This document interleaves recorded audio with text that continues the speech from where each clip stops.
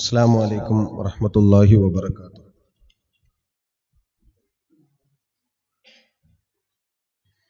الحمد لله رب العالمين والصلاة والسلام على سيدنا محمد وعلى آله وصحبه أجمعين أما بعد.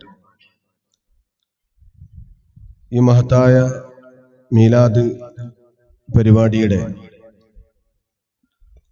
അധ്യക്ഷൻ ഇബ്രാഹിം ഫൈസി ജാറങ്കണ്ടി അവറുകളെ, ഈ യോഗം ഉദ്ഘാടനം ചെയ്ത സമസ്തയുടെ കോഴിക്കോട് ജില്ലാ ഉപാധ്യക്ഷനും കൊടുവള്ളി മണ്ഡലത്തിന്റെ പ്രസിഡന്റുമായ എൻ അബ്ദുള്ള ഫൈസി ഉസ്താദ് അവറുകളെ, ബഹുമാന്യനായ അലി അക്ബർ തങ്ങൾ കൊളത്തക്കര, വേദിയിലുള്ള ബഹുമാന്യരായ പണ്ഡിതന്മാരെ, നേതാക്കളെ, പ്രിയപ്പെട്ട സുഹൃത്തുക്കളെ, സഹോദരന്മാരെ, പട്ടിക്കാട് ജാമിയ നൂരിയുടെ സഹസ്ഥാപനമായ കുട്ടമ്പൂർ ദാറുൽ ഹിദായയുടെ ആഭിമുഖ്യത്തിലുള്ള JTS എന്ന വിദ്യാർത്ഥി സംഘടന നടത്തുന്ന ഈ മീലാദ് ഫെസ്റ്റിൽ ഇന്നത്തെ സാഹചര്യത്തെ മനസ്സിലാക്കി പ്രോട്ടോകോൾ പാലിച്ചുകൊണ്ട് നടത്തേണ്ടതിനാൽ യൂട്യൂബ് ചാനലിലും SKCRന്റെ ലൈവിലും ലോകത്തെല്ലാം ദർശിക്കപ്പെടാവുന്ന വിധത്തിൽ, ശ്രവിക്കപ്പെടാവുന്ന വിധത്തിലും പ്രൗഢമായി നമ്മൾ സംഘടിപ്പിച്ചത് അവസരോചിതവും, എത്ര തന്നെ കോവിഡ് നമ്മെ വേട്ടയാടിയാലും പ്രവാചക പ്രകീർത്തനം പിറകോട്ടു പോവില്ല എന്ന ഹുബ്ബുൻ നബിയുടെ വലിയ ഒരു ഉദാത്തമായ തെളിവായി കൊണ്ടാണ് നമ്മൾ ഇപ്പോഴും വലിയ പ്രൗഢിയോടുകൂടി തന്നെ ആഘോഷിച്ചു കൊണ്ടിരിക്കുന്നത്. അൽഹംദുലില്ലാഹ്, ഇതിന് മുന്നോട്ട് വന്ന ദാറുൽ ഹിദായയുടെ വിദ്യാർത്ഥി സംഘടനയെ ഞാൻ അഭിനന്ദിക്കുകയും, കുട്ടമ്പൂരിൽ നിന്നുകൊണ്ട് മഹല്ല് ജമാഅത്തിന്റെ ഉത്തരവാദിത്തപ്പെട്ടവരും ലത്തീഫ് മാഷെ പോലുള്ള അവിടുത്തെ SYSന്റെയും കോഴിക്കോട് ജില്ലയുടെയൊക്കെ നേതാക്കളൊക്കെ ഇവിടെ എത്തിച്ചേർന്നതിലും ഈ ജാറങ്കണ്ടി പ്രദേശത്തെ സംബന്ധിച്ചിടത്തോളം ഞങ്ങളുടെ നാട്ടുകാരെന്ന നിലക്ക് ഞങ്ങൾക്ക് അഭിമാനമുണ്ട്. വലിയൊരു സദസ്സിലാണ് നിങ്ങളെ വരവേറ്റത് എന്ന് തോന്നുന്നില്ലെങ്കിൽ പോലും അത്ര തന്നെ കാമ്പിലും കാതിലും പ്രൗഢമായ ഒരു സദസ്സാണ് ഇതിന്റെ സോഷ്യൽ മീഡിയ കൈകാര്യം ചെയ്യുന്ന നമ്മുടെ പ്രിയപ്പെട്ട ഇതിന്റെ സംഘാടകരൊക്കെ നിർവഹിച്ചിട്ടുള്ളത്. ഒരുവിധം പറഞ്ഞാൽ നമ്മുടെ മണ്ഡലത്തിൽ, നമ്മുടെ ജില്ലയിൽ, നമ്മുടെ സ്റ്റേറ്റിൽ ഈ ഏരിയയുമായി ബന്ധപ്പെട്ട് ജാറങ്കണ്ടി, അമ്പലക്കണ്ടി ഒക്കെ പ്രദേശത്താണ് സോഷ്യൽ മീഡിയ കൈകാര്യം ചെയ്യുന്ന മുസ്തഫ ഫൈസിയെ പോലെയുള്ള, ഇബ്രാഹിം ഫൈസിയെ പോലുള്ള ആളുകളൊക്കെയാണ്. അതുകൊണ്ട് തന്നെ നമുക്ക് വലിയ അഭിമാനമുണ്ട് ഇക്കാര്യത്തിൽ. തിരുനബി സല്ലല്ലാഹു അലൈഹി വസല്ലം തങ്ങളുടെ മദ്ഹുകൾ പറയുന്ന സദസ്സുകളാണ് ലോകത്തൊക്കെ. പണ്ടൊക്കെ ലോകത്ത് എവിടെയാണ് കേരളത്തിൽ സമസ്തക്കാർ മാത്രമല്ലേ നിബിധനം കഴിക്കാറുള്ളത് എന്ന ചോദ്യം ഉണ്ടായിരുന്നെങ്കിലും ഇപ്പോൾ എല്ലാം അപ്പോൾ ലൈവായി ലോകത്ത് സംപ്രേഷണം ചെയ്യപ്പെടുന്നത് കൊണ്ട്, സോഷ്യൽ മീഡിയ അത്രമേൽ വിജയപ്രദമായതുകൊണ്ട് ലോകത്തെല്ലാ ഭാഗത്തും മുസ്ലിം ജനസാമാന്യത്തിന്റെ പൊതുവായ ഒരു ജീവിത രീതി, അനുഷ്ഠാന കർമ്മത്തിന്റെ ആരാധന മുറയുടെ ഒരു ഭാഗം തന്നെയാണ് തിരുനബി സല്ലല്ലാഹു അലൈഹി വസല്ലം തങ്ങളുടെ ജന്മദിനം കൊണ്ട് അനുഗ്രഹീതമായ റബീഉൽ അവ്വലിൽ പ്രവാചക പ്രകീർത്തനത്തിന്റെ സദസ്സുകൾ പല വിധത്തിൽ നടത്തുക എന്നത്. അള്ളാഹു ഹലാലാക്കിയ ആരാധനാ കർമ്മങ്ങൾ, ഇബാദത്തുകൾ, പടച്ച റബ്ബ് തൃപ്തിപ്പെട്ട ഏതേത് മാർഗമുണ്ടോ അതൊക്കെ മൗലിദുൻ നബിയുടെ ഭാഗമായി നമുക്ക് ആഘോഷിക്കാം. അത് ഭക്ഷണം കഴിച്ചും ഭക്ഷണം കഴിക്കാതെ നോമ്പ് നോറ്റും നബിദിനം കഴിക്കണം. അതുകൊണ്ട് ആ തിങ്കളാഴ്ച നമ്മൾ നോമ്പ് നോൽക്കുന്നത്. എല്ലാ ആഴ്ചയും നബിദിനമുണ്ട്. തിങ്കളാഴ്ചത്തെ മീലാദാഘോഷത്തിന്റെ പ്രത്യേകതയെ റസൂല പറഞ്ഞത് അന്ന് നോമ്പനുഷ്ഠാനമാണ്. ആ നോമ്പനുഷ്ഠാനത്തിന്റെ പ്രത്യേകതയെ പറഞ്ഞത് ഫീഹി ഉലിത്തു, അന്നാണ് ഞാൻ ജനിക്കപ്പെട്ടത് എന്ന്. ഉലിത്തു ഫീഹി എന്നതിനേക്കാൾ റസൂലുള്ളാഹിന്റെ ജന്മത്തെ ഒന്ന് പ്രത്യേകമായി എടുത്തു പറയുന്നത് കൊണ്ടാണ് ഫീഹി എന്നതിനെ, ആ വാക്കിനെ ആദ്യം ഉപയോഗിക്കുന്നതിൽ ജാർ മജ്റൂർ മുൻകടക്കുക എന്ന് അറബി ഗ്രാമർ അനുസരിച്ച് കൊണ്ട് പറയും. ഫീഹി ഉലിത്തു, അന്നാണ്. അപ്പൊ ആ ജന്മദിനം, അതിന്റെ പ്രത്യേകത മനസ്സിലാക്കിക്കൊണ്ട് തന്നെയാണ് നമ്മളത് ആഘോഷമായി ആഴ്ചയിൽ അനുവദിക്കപ്പെട്ടത്, മാസത്തിൽ അനുവദിക്കപ്പെട്ടത്, വർഷത്തിൽ അനുവദിക്കപ്പെട്ടത്, കൊല്ലത്തിൽ അനുവദിക്കപ്പെട്ടത്, ജീവിതത്തിൽ എല്ലാ ഭാഗത്തും ഏത് സമയത്തും നമ്മൾ മീലാദ് ആഘോഷിക്കുന്നവരാണ്. അതുകൊണ്ടാണ് നമ്മൾ ഒരു വീട് നിർമ്മിച്ചാൽ ആ വീടിന്റെ കൂടലിന് മങ്കൂസ് മൗലൂദ് തോന്നുന്നത്. റസൂലുള്ളാഹിന്റെ മദ്ഹ് പറയുകയാണ് വീട് കൂടുമ്പോൾ, ഹജ്ജിന് യാത്ര പോകുമ്പോൾ, കല്യാണത്തിന്റെ തലേ ദിവസം എന്ന് വേണ്ട ഏതേത് നല്ല കർമ്മങ്ങൾ നമ്മൾ നിർവഹിക്കുന്നുവോ അവിടെയൊക്കെ നമ്മൾ ഒരു ഹദിയ മുമ്പിൽ വെക്കും. അതേതാ? അത് മദ്ഹിൻ നബി, മൗലിദിൻ നബി എന്ന വലിയൊരു സൽക്കർമ്മം. അപ്പൊ ജീവിതത്തിന്റെ A to Z മീലാദാഘോഷമാണ്. ജീവിതം മുഴുവൻ മീലാദാഘോഷമാണ്. അതിൽ നിന്നുകൊണ്ട് റബീഉൽ അവ്വൽ 12 എന്താ കാരണം? ഫീഹി ഉലിത്തു. അതിൽ നിന്നുകൊണ്ട് തിങ്കളാഴ്ച എന്താ കാരണം? ഫീഹി ഉലിത്തു. അതിൽ നിന്നുകൊണ്ട് റബീഉൽ അവ്വൽ എന്താ കാരണം? ഫീഹി ഉലിത്തു. റസൂൽ ജനിച്ചു എന്നതിന്റെ ടൈമിനെ, ദിവസത്തെ, ആഴ്ചയെ, മാസത്തെ, വർഷത്തെ, സമയത്തെ എല്ലാം പ്രത്യേകമാണ്. ഒരൊറ്റ തിങ്കളാഴ്ച ദിവസം നോമ്പ് നോൽക്കാൻ റസൂല കൽപ്പിച്ചത് തന്നെ മതി. ഇത് റസൂലുള്ള നീ മീലാദ് ആഘോഷിക്കാൻ കൽപ്പിച്ചു എന്നതിന്റെ അടിസ്ഥാനപരമായ തെളിവ് എന്ന കാര്യത്തിൽ യാതൊരു തർക്കവുമില്ല. പിന്നെ പുതിയ പുതിയ രീതിക്കനുസരിച്ച് ഒരു സദസ്സിൽ കൂടുക, ഒരു ഏടെടുത്ത് വായിക്കുക, ഒന്ന് റസൂലുള്ളാഹിന്റെ ഗുണങ്ങളെ പറയുക, പിന്നെ പാടുക, എന്നിട്ട് ആദ്യം ഒരു ഫാത്തിഹ ഓതുക, പിന്നെ ദുആ ചെയ്യുക, പിന്നെ അവസാനം ഒരു യാസീൻ ഓതുക, ദുആ ചെയ്യുക. അങ്ങനെ മൗലിദ് സദസ്സുകൾ ഉണ്ടാക്കി തീരുന്നത് അത് ബിദ്അത്താണ്. ആ ബിദ്അത്ത് ഹസനത്താണ്, ആ ബിദ്അത്ത് സുന്നത്താണ്. അതാണ് ബിദ്അത്തിന്റെ പാർട്ടുകളായി തിരിക്കുന്ന സമയത്ത് ഇസ്ലാം അനുവദിച്ചിട്ടുള്ള കാര്യം. അപ്പൊ അതേതേത് കാര്യങ്ങളിലും റസൂലുള്ളാഹി മസ്ജിദുൻ നബവിയുടെ കഅബ ഷരീഫിന്റെ വാർഷികം ജീവിതത്തിൽ ഒരിക്കലും നടത്തിയിട്ടില്ല. റസൂലുള്ളാഹി പുതുക്കി പണിതതാണ്. മഹാനായ ഖലീലുല്ലാഹ് ഇബ്രാഹിം നബി അലൈഹി സ്വലാത്തു വസ്സലാം പണിതതാണ്. കഅബയുടെ വാർഷികം റസൂലുള്ളാഹി എവിടെയും നടത്തിയിട്ടില്ല. മസ്ജിദുൻ നബവിയുടെ വാർഷികം നടത്തിയിട്ടില്ല. സുഫത്തിന്റെ അലികാര വെച്ചുകൊണ്ട് റസൂലുള്ളാഹി ദർസ് തുടങ്ങി, അറബി കോളേജ്. റസൂൽ തുടങ്ങിയ അറബി കോളേജാണ് മദീനയിലെ സുഫത്തിന്റെ അലികാരം വെച്ചുകൊണ്ടുള്ള ദർസ്. അത് അവിടുത്തെ അറബി കോളേജാണ്. ആ അറബി കോളേജിന്റെ വാർഷിക നബി കഴിച്ചിട്ടേ ഇല്ല. പക്ഷേ നമ്മൾ മാത്രമല്ല, നമ്മുടെ വിരോധികളും ഇന്ന് അറബി കോളേജിന്റെ വാർഷികം നടത്തുന്നു. എന്താ കാരണം? അത് ബിദ്അത്താണ്. വാർഷികാഘോഷങ്ങൾ, വാർഷിക സമ്മേളനങ്ങൾ ബിദ്അത്താണ്. പക്ഷെ ആ ബിദ്അത്ത് ഹസനത്താണ്, ബിദ്അത്ത് സുന്നത്താണ്, ബിദ്അത്ത് ഹലാലാണ്.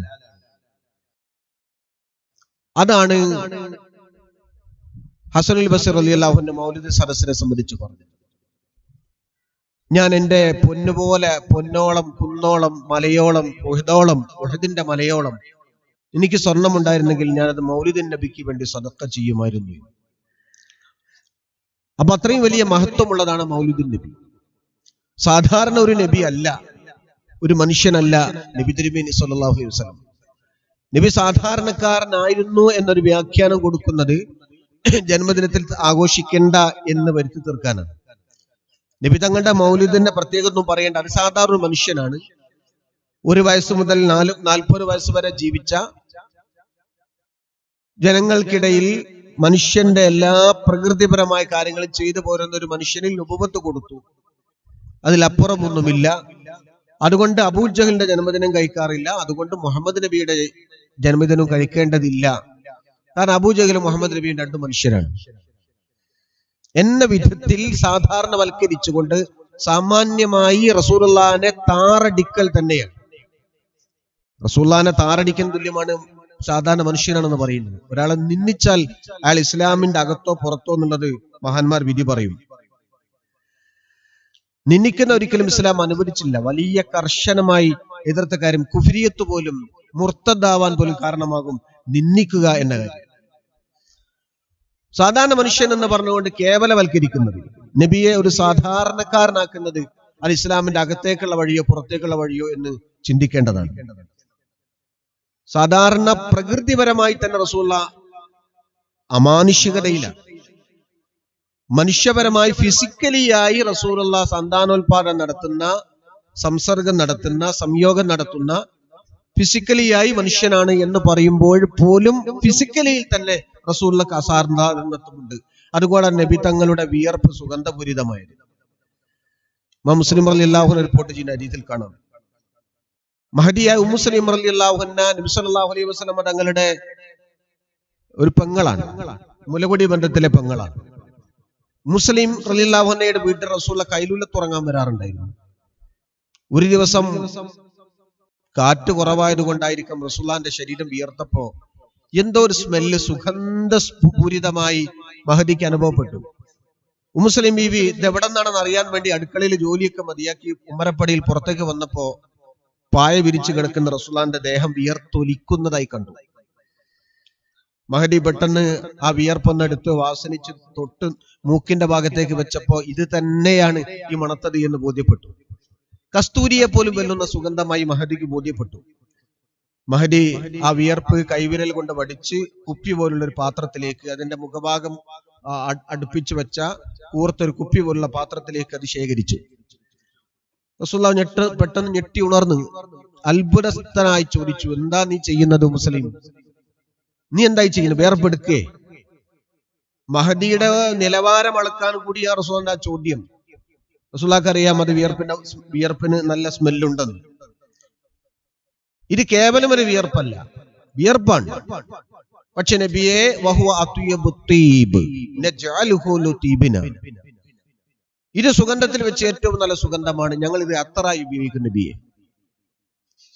റസൂലുള്ളാഹിന്റെ സമ്മതത്തോടു കൂടി മഹദി ബാക്കിയുള്ള വിയർപ്പ് കൂടി എടുത്തിട്ട് ആ പാത്രം ഫുള്ളാക്കി. അതിടക്കിടക്ക് മഹദിയുടെ നിസ്കാരപ്പുടവിൽ, മുസല്ലയിൽ, കുപ്പായത്തിൽ ഒക്കെ ഇങ്ങനെ പുരട്ടും. ഒരു തുള്ളി പരട്ടിയാൽ ദിവസങ്ങളോളം അത് സുഗന്ധമാണ്. നമ്മളെ നാടൻ അത്ര ഒന്നുമില്ല, ദിവസങ്ങളോളം, വർഷങ്ങളോളം. വർഷങ്ങൾ കഴിഞ്ഞ് മഹദി വഫാത്താകുന്ന നേരത്ത് മകൻ അനസ് ബിൻ മാലിക് റളിയല്ലാഹു അൻഹു വിളിച്ചുകൊണ്ട് പറഞ്ഞു, മോനെ, ഞാൻ മരിച്ചാൽ എന്റെ കഫംപുടവയിൽ നീ ഈ തെളിവെള്ളം കുടയണം, എന്റെ ഖബറിൽ നീ ഈ വെള്ളം കുടയണം, എന്നിട്ട് എന്റെ മയ്യത്ത് ഖബറിൽ വെക്കാവൂ. ഇത് നബി തങ്ങളുടെ വിയർപ്പാണ്. ഈ വിയർപ്പ് എന്റെ ദേഹത്തുണ്ടെങ്കിൽ, ഈ വിയർപ്പ് ഖബറിൽ കുടഞ്ഞാൽ ആ ദേഹം, എന്റെ ഈ ശരീരം മണ്ണ് തിന്നൂല, നരകത്തിൽ പോവില്ല. അനസ് ബിൻ മാലിക് റളിയല്ലാഹു അൻഹു ചോദിച്ചു, ചുമ്മാ എല്ലാം ഞാൻ വെക്കണോ? പകുതി എനിക്ക് തന്നൂടെ? പകുതി എടുത്തോ? പകുതി വെച്ചു. അനസ് ബിൻ മാലിക് റളിയല്ലാഹു അൻഹു വഫാത്താകുന്ന നേരത്ത് ആ വിയർപ്പ് കൂട്ടുകാരെ വിളിച്ചു പറഞ്ഞു, ഞാൻ മരിച്ചാൽ എന്റെ ഖബറിൽ നിങ്ങൾ ഈ തെളിവെള്ളം കൂടെയും റസൂലുള്ളാഹിന്റെ വിയർപ്പാണ്, എന്റെ മയ്യത്തിൽ പുരട്ടണം, എന്റെ കഫംപുടവയിൽ പുരട്ടണം. സാധാരണക്കാർ അങ്ങനാണോ? നമ്മൾ ദിവസം കുളിച്ചില്ലെങ്കിൽ നമ്മളെ കെട്ടിയോള് പറയും, പോയി കുളിച്ചിട്ട് വാ, നാറിയിട്ട് വയ്യാന്ന്. ഫിസിക്കലിയായി തന്നെ റസൂലുള്ളാഹി അത്ഭുതം. പിന്നെ സാധാരണ മനുഷ്യൻ എന്ന് പറയുന്നത് മുഅ്ജിസത്ത് കൊണ്ട് മാത്രമല്ല, അസാധാരണ മനുഷ്യൻ എന്ന് പറയുന്നത് മുഅ്ജിസത്ത് കൊണ്ട് മാത്രമല്ല. നബി സല്ലല്ലാഹു അലൈഹി വസല്ലം തങ്ങൾക്ക് നുബുവത്ത് ലഭിച്ചു എന്ന അസാധാരണത്വം അതിന്റെ പ്രധാനമാണ്. എന്ന പോലെ തന്നെ റസൂലുള്ളാഹി ശാരീരികപരമായി തന്നെ അമാനുഷികതയുള്ള മഹാനുഭാവനാണ്. സ്വഹാബത്താണല്ലോ റസൂലുള്ളാഹിന്റെ നക്ഷത്ര തുല്യർ. അസ്ഹാബി കൻ നുജൂം. ആ സ്വഹാബിമാർ റസൂലുള്ളാഹിനെ പറ്റി പഠിച്ചതും വിലയിരുത്തിയതും എങ്ങനെയാ? ഞാൻ വിശദമായി പറയുന്നില്ല, സമയം SKCR വേറെങ്ങോട്ടോ പോകാനുണ്ട്, ഞാൻ ചുരുക്കി പറയാം.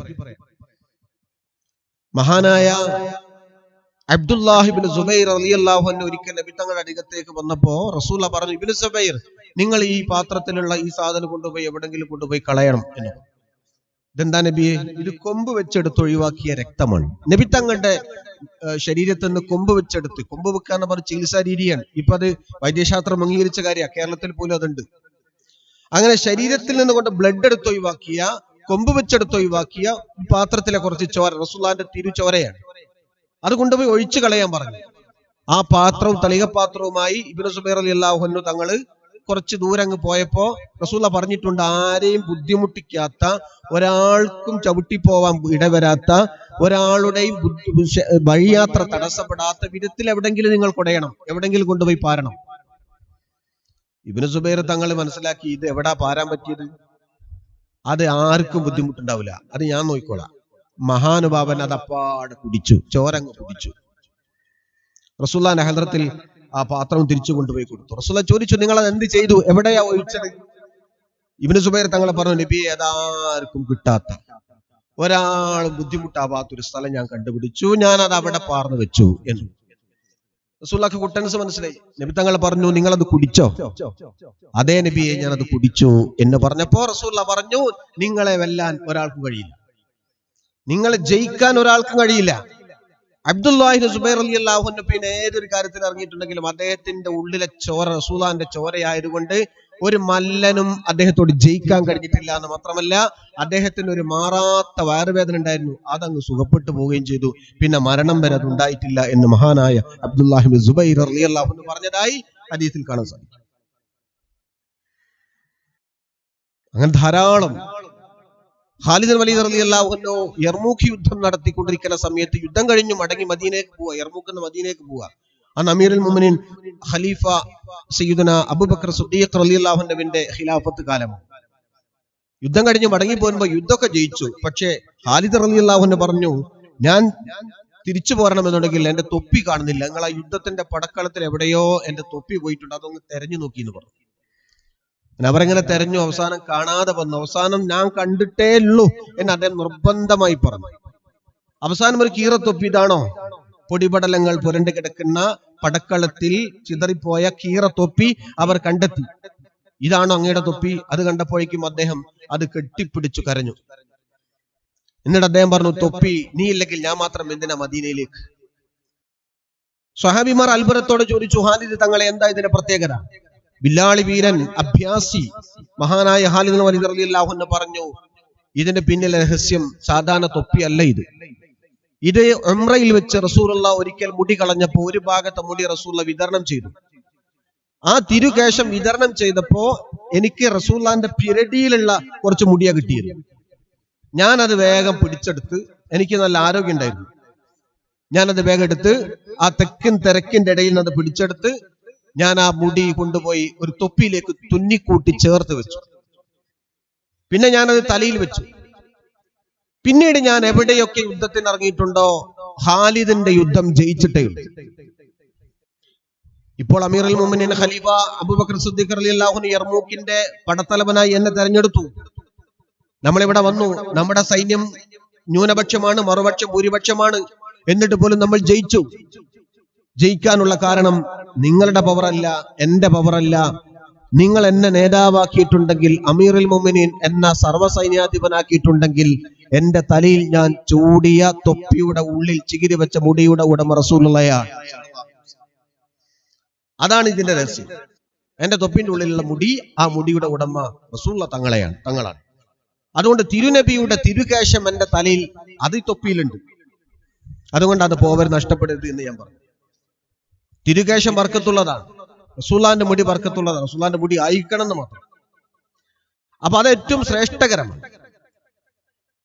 റസൂലുള്ളാഹിന്റെ കാലശേഷം, റസൂലുള്ളാഹിന്റെ വഫാത്തിന്റെ ശേഷം താബീകളിൽ പ്രധാനിയായ ബഹുമാനപ്പെട്ട സെയ്ദ് തങ്ങൾ, സെയ്ദ് റളിയല്ലാഹു അൻഹു ഒരിക്കൽ റബ്ദയിലൂടെ നടക്കുവാൻ, ഇമാം ബുഖാരി തങ്ങൾ അദബുൽ മുഫ്രദിൽ ഉദ്ധരിച്ച ഒരു ഹദീസാണിത്.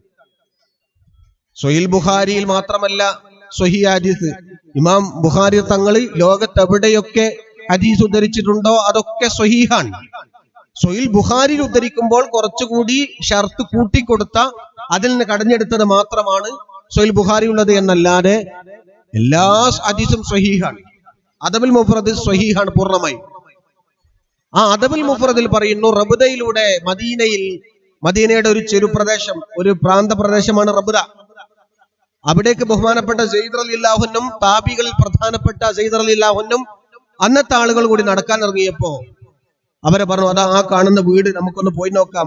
കുറെ വീടുകളൊക്കെ, കുറെ സ്വഹാബിമാരൊക്കെ മരിച്ചുപോയി, വയസ്സായ സ്വഹാബിമാരൊക്കെ മരിച്ചു തീർന്നു. ആ വീട്ടിൽ നിൽക്കുന്നത് ബഹുമാനപ്പെട്ട സലമത്ത് ഇബ്നു അക്ബർ റളിയല്ലാഹു അൻഹു. നമുക്ക് സലമത്ത് ഇബ്നു അക്ബർ റളിയല്ലാഹു അൻഹുവിന്റെ വീട് വരെ ഒന്ന് പോകാം. അദ്ദേഹം വയസ്സായ ആളാണ്, ഒരുപാട് വയസ്സായിട്ടാണ് മരിച്ചത് ബഹുമാനപ്പെട്ട സലമത്ത് ഇബ്നു അക്ബർ റളിയല്ലാഹു അൻഹു. നമുക്ക് അദ്ദേഹത്തിന്റെ വീട് വരെ ഒന്ന് പോകാം. ആ വീട്ടിൽ അങ്ങനെ പോയി, താബികൾ പോയി. അവിടെ എത്തിയപ്പോ ബഹുമാനപ്പെട്ട സലമത്ത് ഇബ്നു അക്ബർ റളിയല്ലാഹു അൻഹുവിന്റെ കൈ പിടിച്ചുകൊണ്ട് അവർ ചുംബിച്ചു. ഏതായി സലമത്ത് റളിയല്ലാഹു അൻഹുവിന്റെ കൈ? അതുകൂടി നമ്മൾ മനസ്സിലാക്കണം. ഉഹദിന്റെ യുദ്ധത്തിൽ സലമത്ത് റളിയല്ലാഹു അൻഹുവിന്റെ കൈക്ക് ഒരു മുറിവ് പറ്റിയിരുന്നു. ആ പറ്റിയ മുറിവ് സുഖപ്പെട്ട് കിട്ടാൻ നബി സല്ലല്ലാഹു അലൈഹി വസല്ലം തങ്ങളോട് പറഞ്ഞപ്പോ റസൂൽ ചെയ്തത് ഫനഫസ ഫീഹി സലാസ നഫസാത്തിൻ. ഫഅതൈതു നബിയ സല്ലല്ലാഹു അലൈഹി വസല്ലം, ഇമാം മുസ്ലിം റളിയല്ലാഹു അൻഹു ഹദീസ് പറയുന്നു, ഫഅതൈതു നബിയ സല്ലല്ലാഹു അലൈഹി വസല്ലം ഫനഫസ ഫീഹി സലാസ നഫസാത്തിൻ ഫമസ്തൈഖതുഹാ ഹത്ത സഅത. ആ മുറിവിൽ റസൂലുള്ള ഊതി, എനിക്ക് ആ മുറിവ് ഊത്ത് കിട്ടിയപ്പോ ആ മുറിവ് സുഖപ്പെട്ടു. പിന്നീട് ഇന്ന് വരെ, ഈ നിമിഷം വരെ ആ മുറിവ് എനിക്ക് ഉണ്ടായിട്ടില്ല. അതാണ് സലമത്ത് റളിയല്ലാഹു അൻഹു. ആ കൈ പിടിച്ചുകൊണ്ടാണ് ബഹുമാനപ്പെട്ട താബികൾ ചുംബിച്ചത്. എന്താ കാരണം? നബി തങ്ങളുടെ ഊത്തുകൊണ്ട കൈ, റസൂലുള്ള ശ്രേഷ്ഠവാനാക്കി റസൂലുള്ളാഹിനെ മുസാഫഹത്ത് ചെയ്ത കൈ, റസൂലുള്ളാഹിനെ തൊട്ട കൈയിനെ തൊട്ടൽ സുന്നത്താണ്, അത് റസൂലുള്ളാഹിനുള്ള ഇഷ്ടാണ് എന്ന് സ്വഹാബിമാരെ പോലെ തന്നെ താബികൾ മനസ്സിലാക്കിയിരുന്നു. അതാണ് പാരമ്പര്യം, അതാണ് ഇത്തിബാ. അവിടെയാണ് നമ്മൾ ജീവിക്കുന്നത്. ഇന്ന് റസൂലുള്ളാഹിനെ നമുക്ക് കാണാൻ പറ്റില്ലെങ്കിലും റസൂലുള്ളാഹിന്റെ മദ്ഹ് പറയുന്നത്, നമുക്ക് സ്വലാത്ത് ചെല്ലുന്നത്, മൗലിദ് നടത്തുന്നത് നബി തങ്ങളോടുള്ള സ്നേഹത്തിന്റെ പരമ്യതയുടെ ഭാഗമാണ്. ആ നിലക്ക് നമ്മൾ ആ നബിദിനാഘോഷ പരിപാടികൾ പങ്കെടുക്കണം. എല്ലാ ഭാഗത്തും നബിദിനാഘോഷ പരിപാടികളുണ്ട്. ഇതിലപ്പുറം ഒന്നും നമ്മൾ ചിന്തിക്കേണ്ടതില്ല. ചിലരൊക്കെ പറയും ഫർളും സുന്നത്തും അങ്ങനെ വേർതിരിച്ച് ലഘൂകരിക്കേണ്ട കാര്യമില്ല. നബിയോടുള്ള സ്നേഹത്തെ പ്രകടിപ്പിക്കുന്ന കാര്യത്തിൽ മറ്റൊന്നിനോടും കൂട്ടിക്കൊടുക്കണ്ട. ഫർളായി തന്നെ വേറെ അമല് ചെയ്യണം, അത് വേറെ വിഷയം. സുന്നത്ത് സുന്നത്തായി തന്നെ വേറെ ചെയ്യണം, അത് വേറെ വിഷയം. റസൂലുള്ളാഹിനുള്ള ഇഷ്ട് ഒരു പക്ഷേ ഏതൊരു മനുഷ്യനായാലും, അയാള് എന്തെല്ലാം തെറ്റ് ചെയ്യുന്ന ആളായാലും ഒരു പക്ഷേ അദ്ദേഹം റസൂലുള്ളാഹിനോടുള്ള സ്നേഹത്തെ പരമ്യമായി പ്രകടിപ്പിക്കുന്ന ആളായതുകൊണ്ട് ഒരു പക്ഷെ അതുവഴി തന്നെ ആൾക്ക് രക്ഷപ്പെടാൻ വഴികൾ ഉണ്ടായേക്കാം. അതുകൊണ്ട് അതിനെ മറ്റൊരു അമലിനോട് കൂട്ടിച്ചേർക്കേണ്ടതില്ല. മുബ്തദിങ്ങൾ വെറുതെ തെറ്റിദ്ധരിപ്പിക്കാൻ പല പ്രചരണങ്ങളും നടത്താറുണ്ട്. റസൂലുള്ളാഹിന്റെ മദ്ഹ് പറയുന്ന, സ്നേഹിക്കുന്ന സദസ്സുകൾ ഇനിയും ധാരാളം ഉണ്ടാകട്ടെ. ആ നിലക്ക് നമ്മളെ ഈ സ്ഥാപനം ദാറുൽ ഹിദായ നടത്തുന്ന ഈ നബിദിന പരിപാടി ഇത്രമേൽ പ്രൗഢമാക്കിയതിൽ എല്ലാവരെയും അഭിനന്ദിക്കുകയാണ്. കുട്ടമ്പൂരിലെ മഹല്ലുകളെല്ലാം ഇത് കാണാനുള്ള സംവിധാനം കുട്ടമ്പൂർ മഹല്ല് കമ്മിറ്റിയുടെ ആളുകൾ ആ പ്രദേശത്ത് ഒരുക്കിയിട്ടുണ്ട്. നമ്മുടെ പ്രദേശത്തുള്ള ഈ ഒരു കൂടിച്ചേരൽ എന്തുകൊണ്ടും ശ്രേഷ്ഠകരമാണ്. അർഹമുറാഹിമായ റബ്ബ് മുസ്തഫ നബിയെ സ്നേഹിക്കുന്ന, ഇഷ്ടപ്പെടുന്ന സജ്ജനങ്ങളിൽ നമ്മെ എല്ലാവരെയും ഉൾപ്പെടുത്തുമാറാവട്ടെ.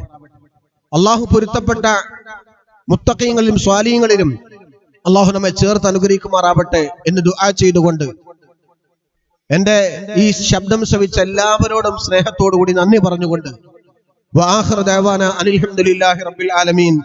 അസ്സലാമു അലൈക്കും വറഹ്മത്തുള്ളാഹി വബറകാതുഹു.